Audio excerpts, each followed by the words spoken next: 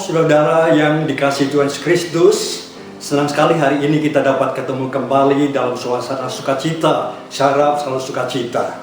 Puji Tuhan, saudara, kita harus tetap setia kepada Tuhan, ya, dan kita harus tetap kuat di dalam Tuhan. Walaupun saat ini kita masih dalam suasana yang sulit, ya, di masa-masa yang sukar, dan kesusahan atau masa-masa itu membuat perasaan pikiran, ya, terpengaruh, dan seringkali emosi, hal-hal yang tidak terkontrol kita alami. Saudara, ada baiknya saat ini kita juga saling mendoakan satu sama lain supaya kita tetap baik-baik, sehat-sehat, baik secara tubuh maupun rohani. Ingat saudara, apa yang Tuhan katakan kepada kita di masa-masa sulit, membawa beban yang begitu berat, meletihkan. Dalam Injil Matius pasal 11 ayat 28, Tuhan mengatakan begini, yang munda, marilah kepadaku semua yang letih lesu dan berbeban berat, aku memberi kelegaan kepadamu. Saudara, kesulitan atau keadaan-keadaan yang menyusahkan ada di sekitar kita, ada dalam kehidupan kita, tetapi Tuhan bersedia untuk menolong kita. Tuhan tidak menjanjikan segala sesuatunya berjalan baik, tidak ada kesulitan, tapi Tuhan menjanjikan ada jalan keluar dan pertolongan. Hari ini kita akan belajar firman Tuhan tentang melalui kesusahan datang kebaikan Tuhan. Mari kita baca dalam kitab Mazmur pasal 34 ayat 22, demikian bunyi firman Tuhan. Kemalangan orang benar banyak, tetapi Tuhan melepaskan dia dari semuanya itu.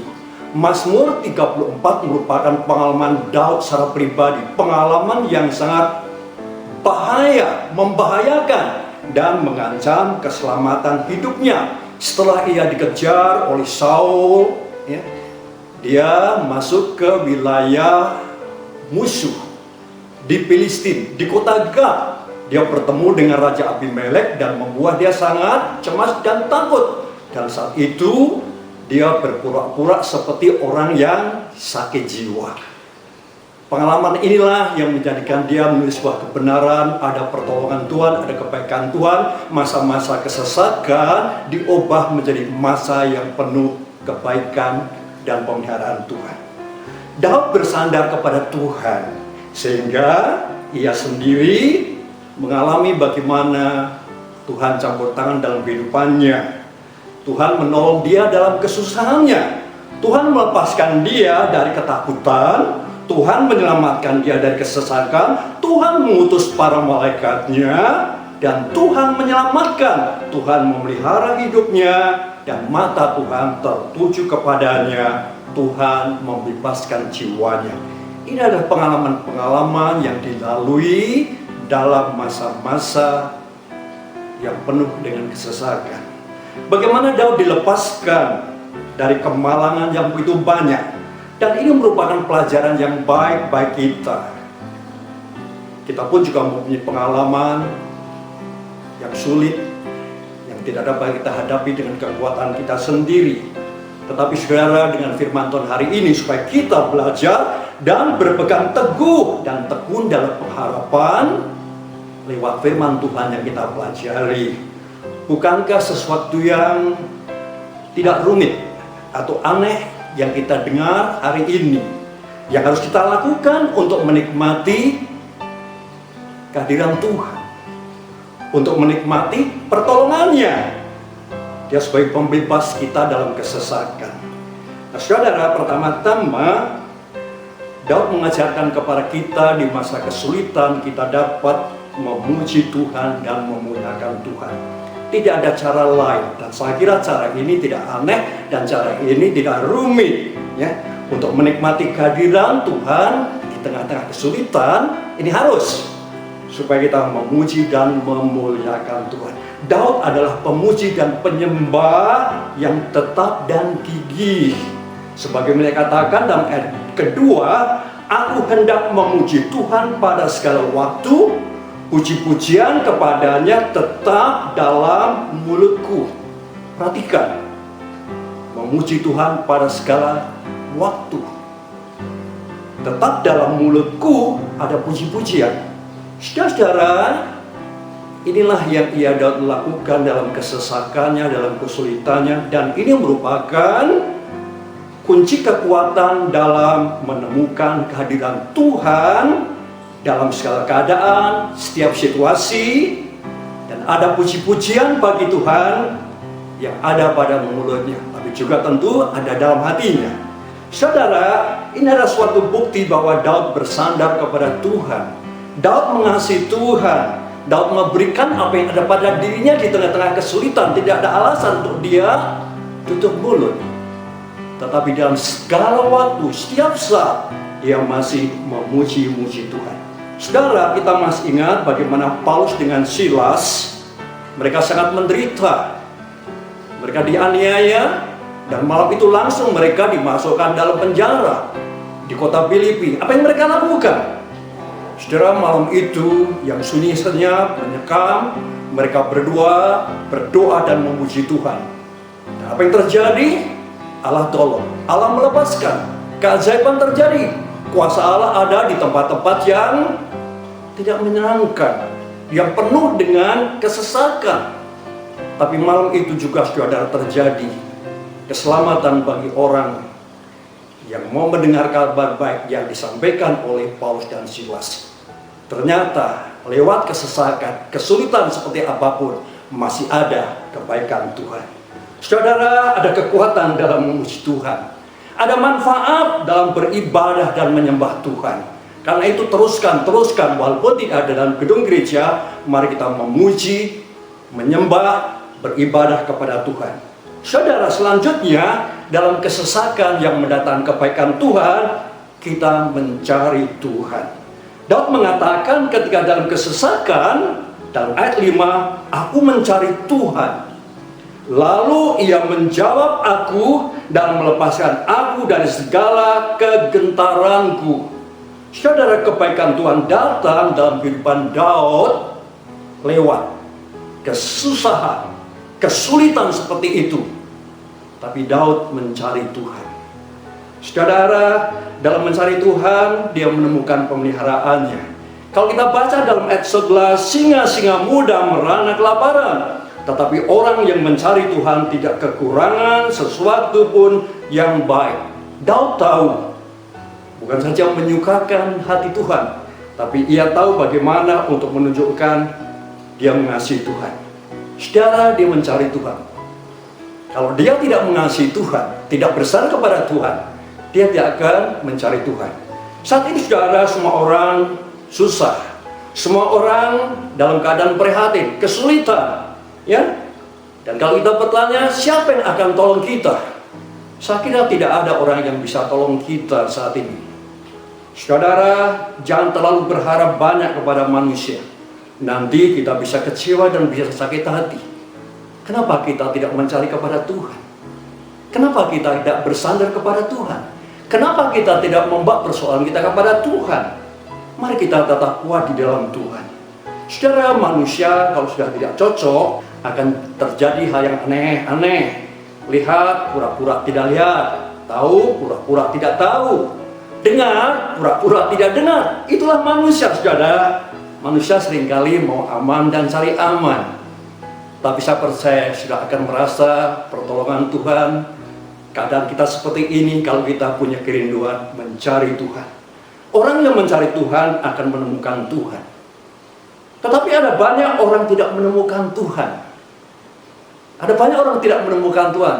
Jangan tersinggung kalau saya katakan datang ke gereja susah, pulang susah. Ya. Datang ke gereja dalam keadaan masalah, pulang pak masalah. Ada apa saudara? Jangan-jangan saudara orang hanya menemukan tempat bergereja, ya, tempat untuk aktif dalam pelayanan, tetapi Tuhan tidak terlihat dalam kehidupan mereka. Kenapa? Simpel saja jawabannya. Tuhan tidak dicari dan tidak cari Tuhan. Nabi Amos ingatkan kepada kita, ya, jangan cari Betel, jangan cari Gilgal, itu hanya telah tempat bisa musnah. Saudara, tetapi sesuai dengan firman Tuhan, carilah Tuhan. Dalam Amos pasal yang kelima ayat 4, sebab beginilah firman Tuhan kepada kaum Israel, carilah aku, maka kamu akan hidup. Saudara, kebaikan datang melalui kesesakan ketika kita mencari Tuhan. Mari kita mencari Tuhan saja. Carilah Tuhan dengan sungguh-sungguh. Jangan cemas, jangan putus asa. Saudara, ketika kita mencari Tuhan, dalam pasal 34 Mazmur ini ayat 16, mata Tuhan tertuju kepada orang-orang benar dan telinganya kepada teriakan mereka yang minta tolong. Mencari Tuhan, menemukan Tuhan. Saudara, ketika kita mencari Tuhan, pertolongan kebaikan Tuhan kita alami. Dan kemudian selanjutnya, kebaikan Tuhan yang datang kepada kita ini akan terjadi ketika kita takut akan Tuhan. Daud mengingatkan kita bahwa dalam takut akan Tuhan memberikan hal-hal yang baik. Kemurahan Tuhan terjadi. Karena Daud berkata, jangan lupakan kebaikan Tuhan. Sebagaimana tertulis dalam Mazmur 34 ayat 10, takutlah akan Tuhan hai orang-orangnya yang kudus, sebab tidak berkekurangan orang yang takut akan Dia. Ada banyak orang punya segala sesuatu yang dimiliki dalam hidupnya, tetapi masih kurang dan tidak memberikan kepuasan. Tapi dalam takut akan Tuhan, saudara, kita bisa menikmati kebaikannya. Saudara, ada banyak orang tidak takut kepada Tuhan, lalu dia tidak takut berbuat dosa. Lalu yang terjadi, dia menipu orang lain. Dan yang terjadi, dia menipu dirinya sendiri. Dan celakalah, kesesakan, dan tetap dalam kesesakan. Saudara, Tuhan adalah terangku, kata Daud, dan keselamatanku. Kepada siapakah aku harus takut? Tuhan adalah benteng hidupku. Terhadap siapakah aku harus gentar? Dalam Mazmur 27 ayat 11. Saudara, sekali lagi dalam hal ini kebaikan Tuhan datang kepada orang yang takut akan Tuhan. Kita mencari Tuhan, kita takut kepada Tuhan, dan Tuhan, saudara, tidak pernah meninggalkan kepada orang-orang yang berharap dan takut kepada Tuhan. Saudara, Daud pernah menghadapi pengalaman yang dahsyat. Ketika prajurit Israel kala itu lari ketakutan amat sangat melihat datangnya seorang prajurit Filistin yang begitu kasar kekuatannya. Saudara tahu? Betul, Goliat. Tetapi bagi Daud, saudara, Goliat bukan ancaman. Bagi Daud, Goliat bukan musuh yang dapat dikalahkan. Dan Daud tidak takut. Dia menghadapi. Kenapa dia begitu? Dia punya kekuatan dalam Tuhan. Dalam takut akan Tuhan, mendatangkan kekuatan dan kuasa Tuhan atas hidup seperti yang Daud miliki. Saudara, keadaan bisa menjadi jahat dan buruk, tetapi saya berharap kita tidak boleh terbawa arus. Kita harus membuat perbedaan di mana kita berada. Mari kita takut kepada Tuhan. Mata Tuhan tertuju kepada mereka yang takut akan Tuhan, kepada mereka yang berharap akan kasih setia-Nya. Orang yang takut akan Tuhan akan selalu mengandalkan Tuhan. Saudara, orang yang takut akan Tuhan tidak perlu takut akan yang lain, apalagi takut yang tidak beralasan. Saudara, karena dalam takut akan Tuhan akan menghalau semua ketakutan yang tidak membawa manfaat. Ketiga hal yang mendatangkan kebaikan Tuhan, kita memuji Tuhan, memuliakan Tuhan, kita mencari Tuhan, kita takut akan Tuhan, terangkum dalam perintah Tuhan yang tertulis dalam Ulangan pasal yang ke-10 ayat 12. Maka sekarang, hai orang Israel, apakah yang dimintakan daripadamu oleh Tuhan Allahmu selain takut akan Tuhan Allahmu, hidup menurut segala jalan yang ditunjukkannya, mengasihi Dia, beribadahlah kepada Tuhan Allahmu dengan segenap hatimu dan dengan segenap jiwamu. Saudara, hari ini kita telah belajar kebenaran firman Tuhan bahwa semua persoalan yang banyak hanya dapat kita selesaikan dengan mengandalkan Tuhan. Kita punya pengalaman, kepintaran dan lain-lain, itu tidak akan menjamin apakah kita bisa menyelesaikan dan menghadapi persoalan. tapi kita mengandalkan bukan pada kekuatan diri kita sendiri, tapi kepada Tuhan, maka segala persoalan yang kita hadapi, semua kesesakan yang begitu banyak, Tuhan akan menolongnya. Di dalam segala hal dan setiap waktu, kita tidak boleh melupakan kebaikan Tuhan. Mari kita bersyukur kepadanya bahwa Tuhan hadir dalam hidup kita dan memberikan pertolongan kepada kita tepat pada waktunya. Untuk itu saudara, mari kita beribadah kepada Tuhan dengan segenap hati, beribadah kepada Tuhan. Dan sebab Tuhanlah yang patut dipuji untuk selama-lamanya. Akhirnya, saudara, selain kita takut akan Tuhan, kita perlu mencari Tuhan, mengandalkan Tuhan. Yang saya ingin katakan sebenarnya kita mau mengasihi Tuhan. Ya, olehnya saudara, hidup kita menurut segala jalan yang ditunjukkan oleh Tuhan. Olehnya juga, kesesakan ini sebenarnya bukan satu masalah yang harus kita pertanyakan. Kesesakan merupakan satu kesempatan bagaimana Tuhan menguji iman kita. Kita dapat mengatakan ketika kita dalam ujian dan kita keluar dari kesesakan, kesulitan, sekali lagi kita dapat mengatakan segala perkara dapat kutanggung di dalam Tuhan Yesus Kristus yang memberikan kekuatan kepada kita. Haleluya. Kiranya berkat kuasa Tuhan ada di tengah-tengah kita hari ini di mana kita beribadah. Mari kita akan datang dalam doa dan kita mengucap syukur akan apa yang Tuhan Allah berikan kepada kita berkat firman-Nya. Tuhan, kami datang kepadamu bersyukur atas penyertaan-Mu dan kekuatan serta penghiburan-Mu yang sempurna. Ketika kami dalam kesesakan, Engkau tidak membiarkan kami sendiri, Engkau datang menyelamatkan kami. Dalam nama Yesus Kristus kami telah berdoa. Amin. Tuhan memberkati kita semuanya.